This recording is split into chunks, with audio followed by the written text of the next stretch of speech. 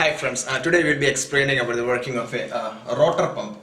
The working of a rotor pump is much similar to the working of a gear pump, and it is explained in my YouTube channel Tech Tricks Info Gear Pump. You can refer that. So this is especially about working of a rotor pump. See, this is a rotor pump that we have drawn over here. It has mainly two parts. One is the external gear and other is the internal gear. So the external gear is marked as A over here and the internal gear is marked as B over here. So we can see this is the external gear. It has 1, 2, 3, 4, 5 lobes as we count, and the internal gear has 1, 2, 3, 4 lobes. Okay, and the axis of rotation of the external and the internal gear are different. The axis of rotation of the internal gear is here, and the axis of rotation of the external gear comes somewhere like this here. So that's why the size of the lobes vary to accommodate that. So let's see how it works. This is the inlet port or the suction port, and this is the outlet port or the delivery port. So how it works is the drive from the engine is reaching the internal gear,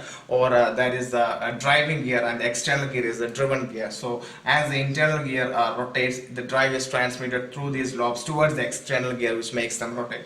So as it rotates like here in clockwise direction, as it disengages, these gears disengages, a low pressure is created and the oil or the fuel is sucked from the inlet port, and as the gears engages, the oil is delivered outside through the outlet port. That means as the gears, here you can see the bottom, as the gears disengages, low pressure is created here and oil is sucked, and as they engages, as the teeth come in contact, it is pressured out through the outlet. So that's how it normally works, and this type of pumps has about 25% efficiency, higher than that of gear pumps, and less sound because the engaging portions of the number of gears are less over here. So less sound and more efficiency, and these are used in generally in most of the automobiles in fuel injection pumps. And I hope you understand how a rotor pump works.